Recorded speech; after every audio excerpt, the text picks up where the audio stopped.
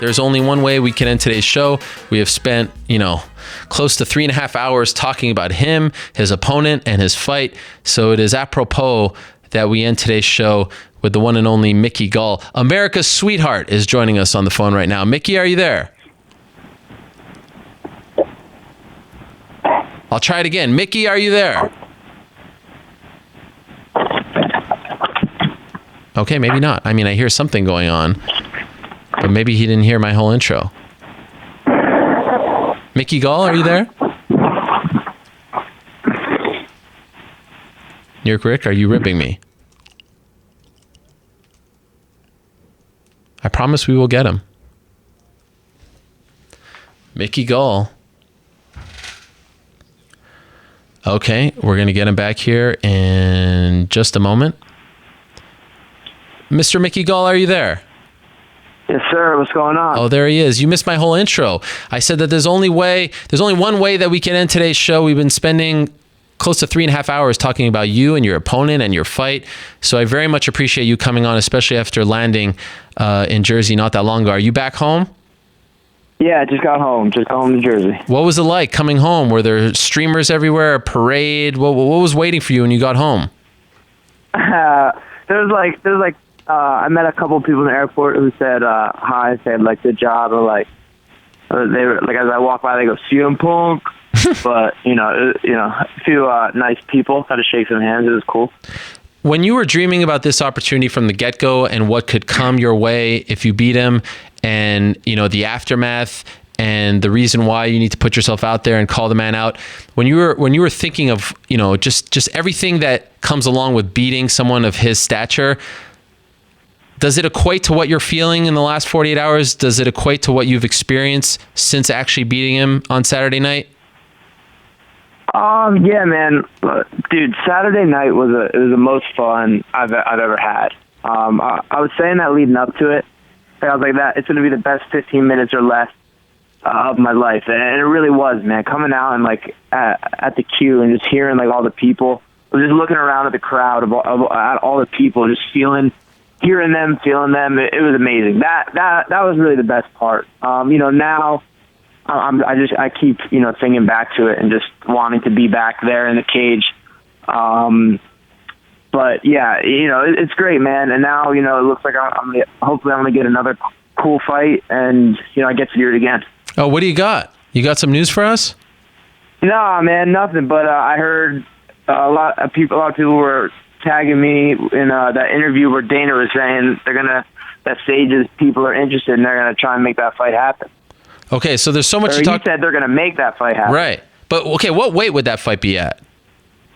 70. He's coming up. He's coming up. Could you make 155? Yeah. I'd have to have a really crappy month too, really limiting things. Not eating it, and I guess I can do it. But I'm really glad to hear that he's willing to come up. And that was his plan. He was planning on coming up. His next fight was going to be at 170. I had heard that. Oh, okay. When did you make the decision that you were going to call him out on the microphone after the fight? I've been thinking about it for a while. That just seemed like a fun fight, man. He's getting some he's been getting some nice attention, and he's a fun, aggressive fighter, young dude, and I know. I know I could take it to him, and I could beat that kid up. And do you think it'll happen at MSG? That'd be awesome, man. That'd be a dream come true. I have no idea. I really don't know. I hope so. That'd be great. To steal a pro wrestling phrase, it kind of felt for a second that you were sort of turning heel on us afterwards, because there you are dropping all these F-bombs, calling him corny. He's beloved by so many. He's just a very innocent guy. Was that the goal here? Were you trying to turn into a bad boy? Yeah, well, I guess if it's between me and Sage, I'm a bad guy. If I wasn't in the fight business, I probably wouldn't say my opinion on him and be loud and say that I think he's corny and stuff, but I am in the fight business, so I'm here to sell. I got to sell fights, but I do. That is the truth. I would never lie. I mean, I think he's kind of a corny kid, but I have no, like I said in the first, the real message I want to get out, man. I have no hate for anyone. So I don't hate him. It'd be great to fight him. Okay, let's talk about the week in Cleveland. You get there. Did everything go right? Did you just feel like you were in the right place? Did it all feel like it was coming together? And did you ever worry that for whatever reason, the fight wouldn't happen? Crazy things happen in the sport. I mean, a damn elevator broke and CB Dalloway had to pull out. Were you ever worried, just because it was so damn unique and so damn big for you, that it wouldn't happen on Saturday?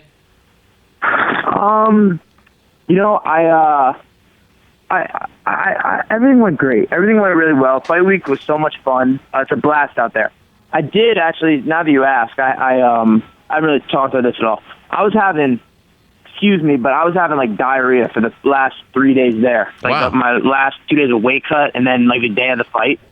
So that got me a little nervous. I'm like, oh no, am I going to get sick? And then this huge opportunity, I'm going to have to really, there's no way I was going to pull out. But I was like, damn, am I going to have to really trudge through with wanting to crap my pants half the time?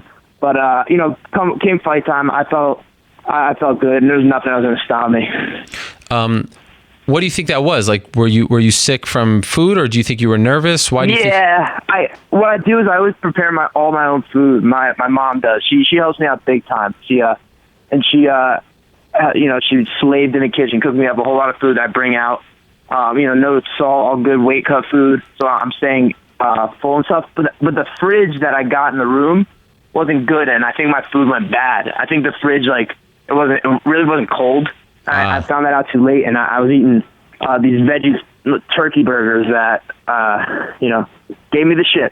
Wow. So again, that hotel in Cleveland strikes again, right? The elevators, the fridge isn't cold enough. What's going on? Did you have any elevator problems? That place must be cursed, man. Yeah. For waiting, they only had one run by the end, and so I had to wait really long, but to get on an elevator, but no bad problems. Not unlike my buddy CB Dalloway. That stinks, man. All those guys stuck in there and he hurt himself. Felt really bad. When you guys were at the weigh-ins and he refused to shake your hand, did that change anything for you? Got me a little more excited. At the time, I was going in there and I remember peeking through the curtains before I walked out and seeing all the people, and I was like, oh man, this is crazy. I came in with a big smile on my face, all happy, excited. And I knew, we were going to stare. I anticipated him doing something, maybe trying to, anything. I was going to be ready for it. And then, he didn't shake the hand. So it got me a little souped up. We're oh man, I want to fight this dude right now. But, nothing much. When you got to the locker room. Did you hear that he said I was stuttering? Yeah, I did hear that. Yeah. No, man, I was speaking perfectly clear. He was probably just focusing in so hard that his ears were turned off. And to be clear, what did you say to him? I'll tell you exactly what I said. I said, you guys probably read my lips. I go, you're an actor. You're still acting. You're acting hard. I go, we're gonna fight tomorrow.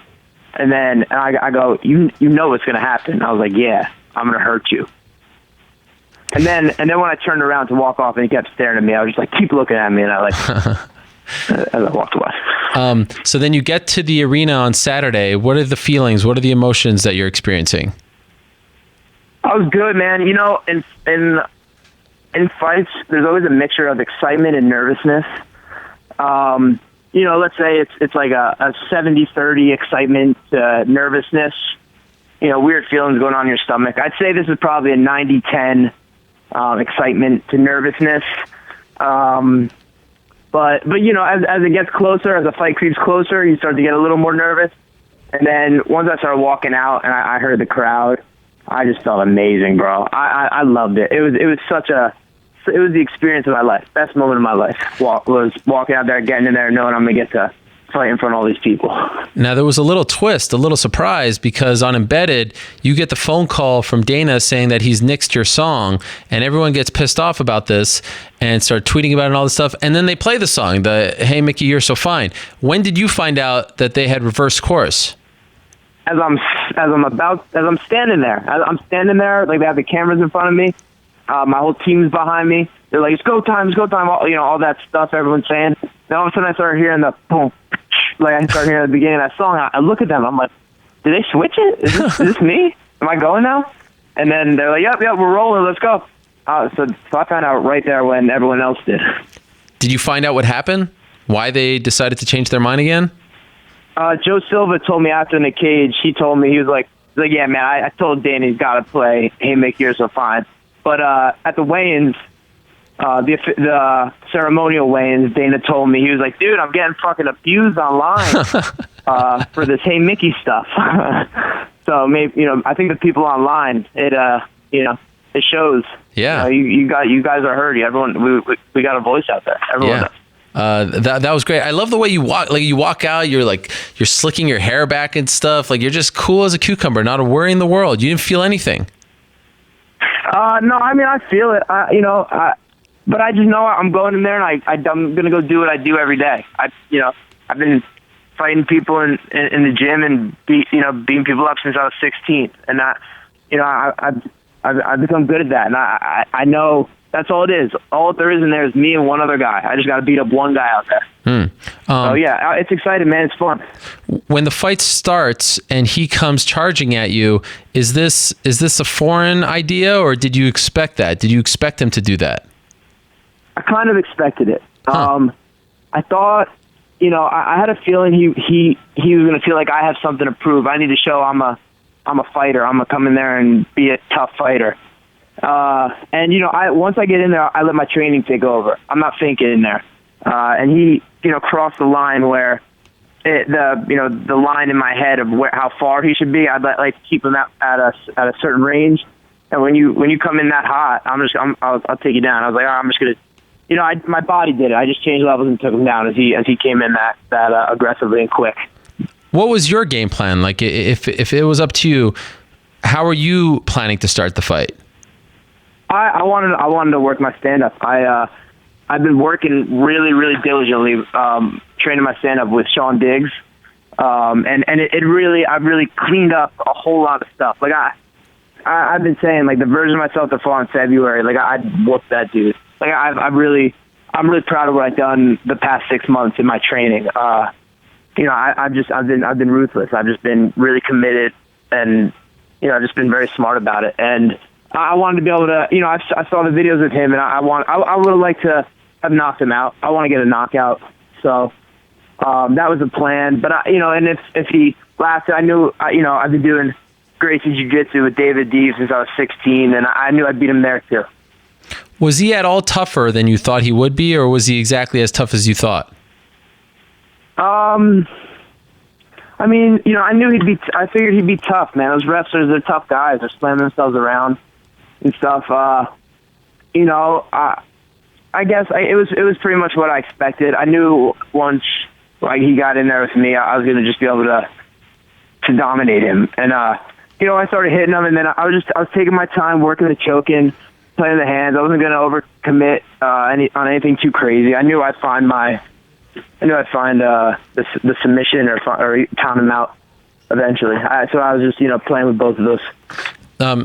There was one point where he was defending and you were going for the rear naked and he defended it. Eventually you got it. Did that even surprise you? I mean, I'm just wondering what your expectations were of him. The fact that he was defending. No, I was high on the face. I was across the mouth when so I did see the video, and they're like, oh, it's in. It wasn't in. I was just cranking his head a little bit. Okay. And I was going to start sliding it back and starting slipping my hands back and forth. I was just giving him a little head squeeze. Just for good measure? Yeah, for good measure. You also gave him a cauliflower ear as well. Did you see that? Yeah, I saw that thing. That's a badge of honor for you. It's a badge of honor for him. For him too, yeah. Good point. I got a cauliflower ear too, and I'm proud of that. I've been banging around with him for a while, and that's why I got that. He earned that cauliflower ear. Yeah. He should be proud of that. Do you recall the emotions you felt when the fight was over, when you came to realize that you did it? You beat CM Punk. You're the guy. You get that rub. What was going through your mind at that moment when you're celebrating? I was excited, man. It was a long time coming. It was a long time coming, and then fight week, makes everything like really the last, I'd say 3 weeks when they started showing our promos and stuff on TV. I just couldn't wait to fight, man. I couldn't wait to fight, and then when it's all over, it's like it was nice. It was nice this is nice, man. Winning a fight, they say there's nothing you could shoot, snort, or smoke that feels like that. I don't do those other things, but I do love the feeling of winning fights, man. And then shortly afterwards, he comes up to you and talks to you, and you guys spoke about this afterwards. He said, don't ever feel like you don't belong on the poster, on this stage, etc. And let me know if I'm missing anything there, but that seemed to be the general message. Did that surprise you that he went up to you that quickly and told you that? Yes and no. In hindsight, I guess not. I wasn't sure how he was going to be after the fight. Like, I saw the way he was with other people around. He was kind of awkward all fight week in our little interactions together. So I wasn't sure what to expect from this guy. I'd see him with everyone else, and he's all smiley and trying to be like he was like the jester, like he was like making jokes and this and that. So yeah, it was nice of him. He was trying to be motivational. I appreciate. He like I said, man, I respect that dude. He made himself a superstar. There's talent there. That I'm sure there's a lot that I could learn from that guy and that guy's experience. Was there any part of you that felt bad for him? No. You said that like a stone cold killer. Yeah, no. If you sign a paper to fight me, I'm going to be going in there to kill you. All right. Speaking of signing papers, the word came out earlier today about the disclosed pay. Have you seen this? I'm sure you have. Yeah. What's your reaction to Punk making $500,000? And according to this, you made $30,000 for that fight. What's your reaction to how much he got paid? That's about what I imagined. That's why I was hoping he missed weight so I could get 20% of that. So you're not bothered by this as much as so many other people online? Nah, man, it's cool. He's a superstar. There's a reason why he's there. Without him, I'm not in that spot either. So that's cool. It's all good. I'm not mad at that. No way.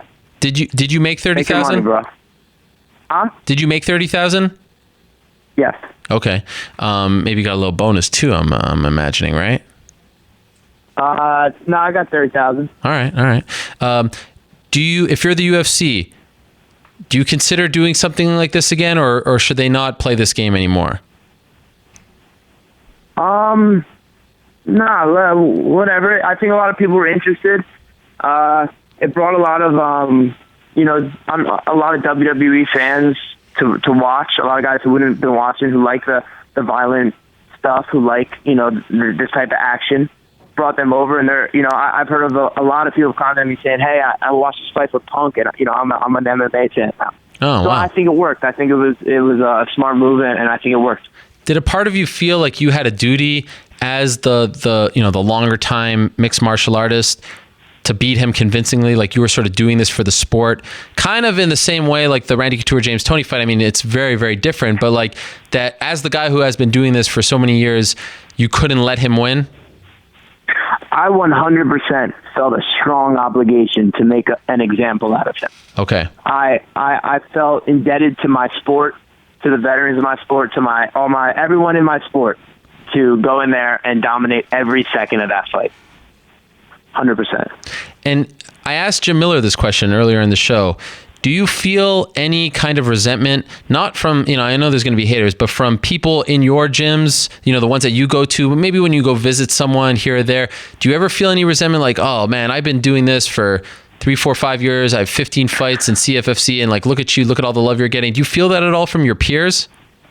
I don't feel it, man. Everyone around me, they know me, I know them, and we're cool. I always say, man, there's guys, speaking of CFFC, Sean Shorty Rock Santella, Andy Main. These dudes are freaking studs, man. They should be in the UFC. They'd be tearing shit up, but for whatever reason, they're not there yet. I hope that changes. And there's so many guys that I can mention that that belong here, and I hope get here very soon. Yeah. Now comes the tougher part, if you will, because now you're a part of the UFC roster, and you're going to have to, prove your worth, so to speak. Do you look at that welterweight division and already, like, can you confidently say that you're better than, a good portion of it? Like, do you feel, even though you don't have the experience as far as pro MMA is concerned, and people like to note that, do you already feel like you're better than a lot of the people in that division? Yeah, and I'm only going to get better, and I have to get better. There's a lot of areas that I know that I need to work on, and I'm going to. I'm not. This has just made me more hungry. This opportunity just makes me want to be. It makes me want to be a champion even more. I love it. I love fight week. I love fighting. I want to be the champion. So I'm gonna be back in the gym, in a day, and I'm gonna be back at perfecting my craft. I want to be a UFC champion. I'll make sure that happens. Did any of the UFC brass, Dana, the new owners, anyone else come up to you afterwards? And if so, what did they say to you? No, not a lot from the brass. I didn't get a lot from the brass. I sent some messages just thanking, I thanked Dana, thanked everyone for the opportunity. But yeah, so we're trying to make that Super Sage fight happen, and I hope that happens. I like how you always call him Super Sage, by the way. You don't just call him Sage. You're always calling him Super Sage. Is there a reason for that? Nah, he's Super Sage, man. He's Super Sage. Have you ever run into him? Sage. No, I've never seen him. Huh. Yeah. Do you think that CM Punk will ever fight again? Yeah, I think he'll have another fight. I would have said I would be wrong, but I would have said he would have another UFC fight. But now I'm seeing them saying that he won't. That his next one might be elsewhere. But so I think he absolutely will. I think that dude has hunger and drive, and I believe he will have another MMA fight. Have you had a chance to sit back and smell the roses here? I mean, a year ago, no one knew who you were, and now look at you. I mean, it's unbelievable. This is one of the most talked about fights in 2016. So much has changed in such an amazingly short amount of time. Is this all a little surreal? Are you impressed with the way you're handling it? How do you feel about just what's happened in your life? I mean, your life is drastically different than it was exactly a year ago today. I'm not impressed with my potty mouth after the fight. I did figure I'd maybe say an F word, but I said too many of them. But man, that crowd had me jacked up. I was feeling great. No, I'm not. I'm not too impressed with myself. I'm staying humble. I got a lot. I got big plans. I got a lot I want to do, and just getting started. I've been relatively lucky, man. If you look at the guys I fought, they're not super experienced guys. They're not real killers. I got a lot of killers I got to face, and I'm gonna be very prepared for them. How far away do you think you are from being in contender discussion? How many fights or years? Let's say I beat Sage. That'll be a big fight, man. And you know how I was saying I didn't believe I should be on like the main card and on a poster and stuff. Now that I got a taste of that, that's all I want to do. I want to be on the main card every time. I want to be on the main card every time. I want to fight Sage on a main card. I want to be in front of the big crowds. I want, I like that. I like being under the lights. So let's say I beat Sage, now I beat the next guy and the next guy. I got to be getting close, right? Wow. So you caught the bug. Oh yeah, I got it bad. Yeah. And is it going to be weird? A fighter told me recently that like when you prepare for a fight and there's so much going on and you have this crescendo in front of the world, and then going back home on like a Monday, there's this weird sort of depression that kicks in. Even if you win, do you feel like it's going to be weird to go back to sort of normal life for the next few weeks?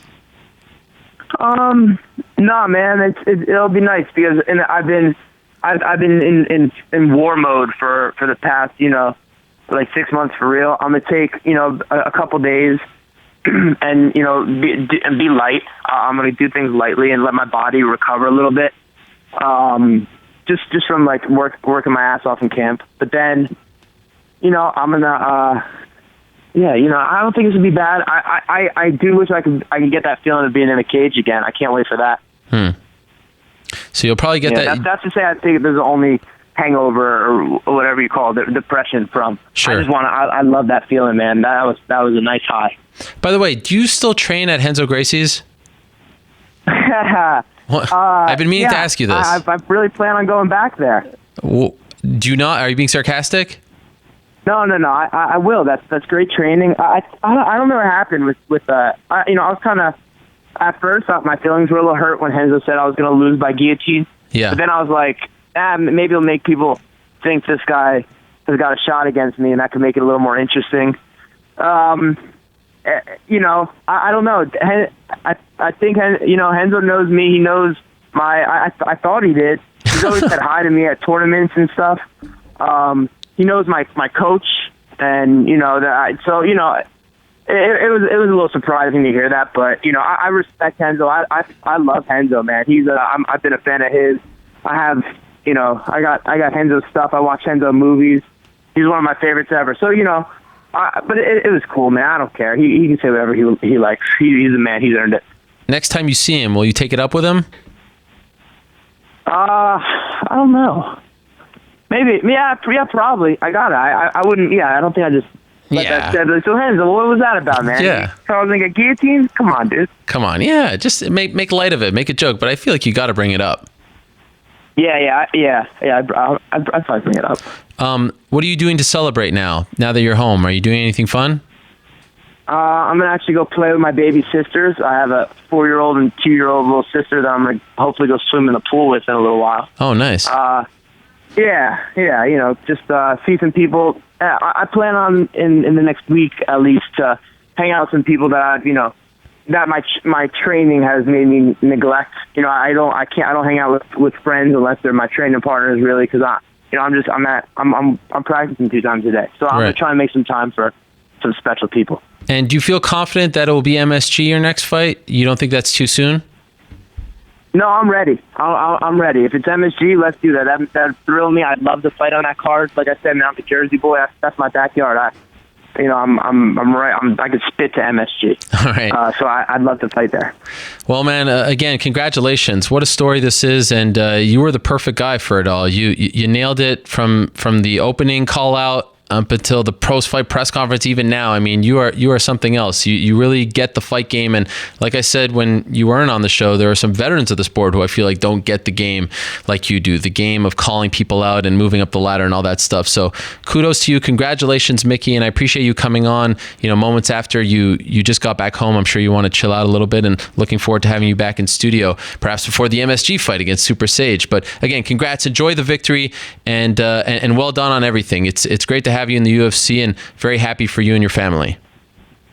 Thank you very much. I appreciate it. Myself, my family, we appreciate it, man. Thanks, Frederick Chevrolet, for their support along the way. All right. We'll talk to you soon. Thank you, Mickey. Later, buddy. All right. There he is, Mickey Gall. A name to remember, a face to remember. Defeats CM Punk via first round submission. Rear naked choke. Super Sage. It's going down. Sounds like it's going down, right, New York Rick? I would love to see that. That's the one. That's the one. You're sold. Oh, come on. I mean, that's the fight. Like, now I almost don't want to see anything else from either of them. It's just so perfect, right? Because his trash talk. You made a good point, though, about Sage, you know, going up to 170 and not having success there. It is, for him, a bit of a risk. Yeah. But in terms of putting yourself on the map, these are the two guys that need to be facing off, for sure. Jacare Rocco, who do you got? Oh, don't do this to me. What? Come on. No, serious. I'm gonna. You sound a little hesitant. No, I've got Jacare. You don't seem too sure of yourself. No, I think Jacare wins. Although, I mean, right now it's hard to pick against Rocco, but I think Jacare gets it done. Poirier Johnson. It's. Let me just finish on this. It's been too long. He's never gonna get that freaking title shot. Jacare. I mean, it just feels like that has nothing to do with who you think won or is going to win, I should say. No, but it just feels like at a certain point he's been in the game too long, and maybe he's reached his his point of diminishing returns. But no. What do you mean? No, he's not that young. I know. He's not a spring chicken, and he's just been floating around. I don't see any signs of that yet. I wish the Romero fight, the decision had gone the right way, and we had seen Jacare fight for the title. Because now this is another fight where if Rocco beats him here, he's probably not going to fight for it. Isn't it crazy though that this fight could have definitely been the next title fight, and now it's a non-title fight happening in Melbourne on FS1? It's so crazy that this could have been the title fight. I mean, This could have And been the title nobody'd fight in argue June. with it. Yeah, For sure. this was the one. Poirier, I can't pick against Dustin right now. That That's guy your is guy? firing. At 55, I mean, he looks downright unbeatable right now. Yeah, he looks great. I like the Chris Wade Islam Makhachev fight on that card as well. Yeah, that's fun. Kenny Robertson versus Juan Carnero, Uriah Hall versus Derek Brunson. Who you like in that one? Whew. That's a tough one, right? I think Brunson's really put it together. Think he's gonna out wrestle him? I think at some point you would have said that Brunson is almost exclusively the wrestler, but I think he's gotten his hands and his striking to the point where he may not need to go to that as much. I just think he's a little more complete than Hall, a little less gun shy, more willing to kind of fire. I like Brunson there, but at the same time, Uriah Hall is dangerous just because he does freaky things. When he does, get the action going, he just does things that nobody else can do. And what about my guy as we close out the show? My guy, Rico Verhoeven. I mean, what a guy. Performance, right? Chops down the legs of one Anderson Braddock Silva. Fantastic win for him. What a weekend for Dutch Combat Sports. They get 50% of the result. I got to say, I was really surprised with the lack of support that Reem got from the Dutch fans. I mean, I think I met like 3 or 4 that flew in. And maybe he's not as associated with Holland because he doesn't train out of there like Connor does. You know what I mean? It's been a while for him. But this was a big moment for the guy. I mean, this has been years in the making. Yeah, I don't know if the Dutch fans are taking their loyalty? time. No, I was not going to say that. Are taking their time to go to Cleveland, Ohio. Why not? I don't know if that's... Whoa. What are you saying about Cleveland? It's a very nice town. It's a very nice town. You know what? It just reminded me that the 73-9 Golden State Warriors blew a 3-1 lead. No. You are now backpedaling quicker than Reem was in that first round. No, I mean, are there... I feel like there's only a select few guys that happens for. Yeah. But It's I a thought GSP, maybe because this was his a moment. Connor. This moment. And also he just fought in Rotterdam. So I thought, okay, there has been this, this excitement over him finally getting the title shot. I don't know. I thought there would be more. But I got to tell you, the Cleveland fans... They showed out, huh? It was deafening. It was... You took heat because you said it was bigger than... The pop was bigger than Ireland. It was. They were exploding for every punch landed, and it was a great fight. And I think that they all got a little bit scared because it looked like Reem was on his way to the victory. The guillotine. The guillotine. Yeah, I guess you're right. Well, he drops him. I forgot about that part of it. But when he dropped him, he was in no rush to kind of get down there. Then it did look dangerous. Like a minute before, maybe less than a minute before, I said something's got to give. I tweeted something's got to give because the punches that they were landing. Miocic was definitely rocked. In fact, he said in the post-fight interview that he thought it was a kick that dropped him. Oh, he was rocked. So he was rocked, and then Reem was rocked, and then the ground and pound. I mean, the whole thing was just go back and watch that fight. Drama show. It was wild, big drama show. Triple G. He also won. What a weekend! All right, huge. Anything else? That was it. Yeah, that was it. Okay, we're out of here. We are done. Are you back next week? Or are you taking time off? I forget. I will be here like I will be every week. I would never disappoint the fans. Wait, that's an actual lie because you won't be here in 2 weeks. So you just lied to us. In 2 weeks, I will not be here. Unbelievable. Like my son this morning. My son this morning comes downstairs and he says that mom told him that he can have fizzy drink, which is like a San Pellegrino, but a flavored version. I said, there's no way this is true. There's no way she said you can have this for breakfast. Yes. I promise. 4 years old. So I said, all right, fine. If she said it, comes down. Well, I can't believe you said that he can have that. I didn't say that. He lied to me to my face for the first time. A bold-faced lie, just like you lied to all of us. You heard it here first, folks. Ariel Helwani teaching his son to lie from a very young age. Unbelievable. Just unbelievable. All right. We are done. You can hit my music.